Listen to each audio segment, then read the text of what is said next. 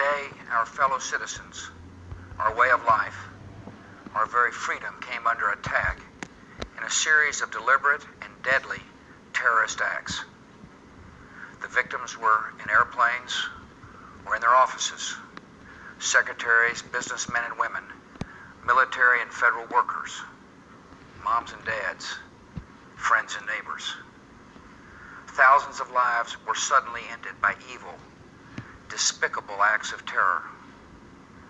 The pictures of airplanes flying into buildings, fires burning, huge structures collapsing, have filled us with disbelief, terrible sadness, and a quiet, unyielding anger. These acts of mass murder were intended to frighten our nation into chaos and retreat. But they have failed. Our country is strong. A great people has been moved to defend a great nation. Terrorist attacks can shake the foundations of our biggest buildings, but they cannot touch the foundation of America. These acts shatter steel, but they cannot dent the steel of American resolve. America was targeted for attack because we're the brightest beacon for freedom and opportunity in the world, and no one will keep that light from shining. Today, our nation saw evil, the very worst of human nature, and we responded with the best of America, with the daring of our rescue workers, with the caring for strangers and neighbors who came to give blood and help in any way they could. Immediately following the first attack, I implemented our government's emergency response plans. Our military is powerful, and it's prepared. Our emergency teams are working in New York City and Washington, D.C. to help with local rescue efforts. Our first priority is to get help to those who have been injured and to take every precaution to protect our citizens at home and around the world from further attacks. The functions of our government continue without interruption. Federal agencies in Washington, which had to be evacuated today, are reopening for essential personnel tonight and will be open for business tomorrow. Our financial institutions remain strong, and the American economy will be open for business as well. The search is underway for those who are behind these evil acts. I've directed the full resources of our intelligence and law enforcement communities to find those responsible and to bring them to justice.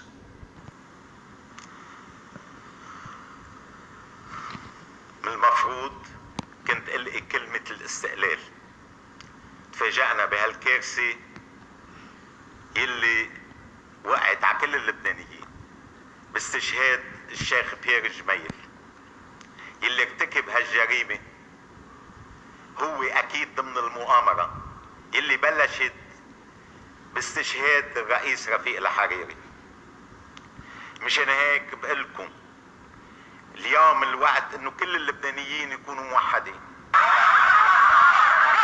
Unfortunately, I'm not able to be with you in person because I returned to deal with the security situation in Israel after that criminal rocket attack from Gaza on our territory. We responded with great force.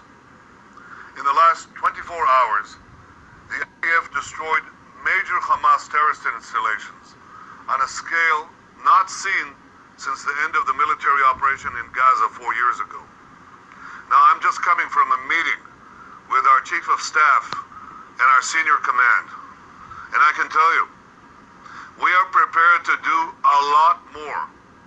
We will do what is necessary to defend our people and to defend our state. In the midst of these events, I wanted to speak to you today and say two words. Thank you. Thank you, AIPAC. Thank you for bringing together 18,000 proud Americans and more than 4,000 American students who stand with Israel. 이 과외로 나가려는 것은 우리 당과 공화국 정부의 불변한 입장이며 나의 확고한 의지입니다. 이로부터 우리는 이미 더 이상 핵무기를 만들지도 시험하지도 않으며 사용하지도 전파하지도 않을 것이라는 데 대해 내외에 선포하고 여러 가지 실천적 조치들을 취해 왔습니다. 나는 앞으로도 언제든 또다시 미국 대통령과 마주 앉을 준비가 되어 있으며 반드시 국제사회가 환영하는 결과를 만들기 위해 노력할 것입니다. 다만 미국이 세계 앞에서 한 자기의 약속을 지키지 않고 우리 인민의 인내심을 오판하면서 일방적으로 그 무엇을 강요하려 들고 우연히 공화국에 대한 제재와 압박으로 나간다면 우리로서도 어쩔 수 없이 부득불 나라의 자주권과 국가의 최고 이익을 수호하고 조선반도의 평화 안정을 이루기 위한 새로운 길을 모색하지 않을 수 없게 될 수도 있습니다. 평화 번영의 길로 나아가기로 확약한 이상 조선반도 정세 긴장의 근원으로 되고 있는 开放的大门只会越开越大。我注意到，今年恢复高考后的第一批大学生大多已经退休，大批00后进入高校校园，1亿多非户籍人口在城市落户的行动正在继续。総理大臣の安倍晋三です。いよいよ今年我が国は G7 の議長国となりました。来たる5月26、27の両日に我が国は三重県で伊勢志摩サミットを主催します。サミットの舞台となる伊勢志摩には悠久の歴史を紡いできた伊勢神宮、そして目の前に広がる豊かな海、大小の島々や多くの入り江など美しい自然があります。まさに日本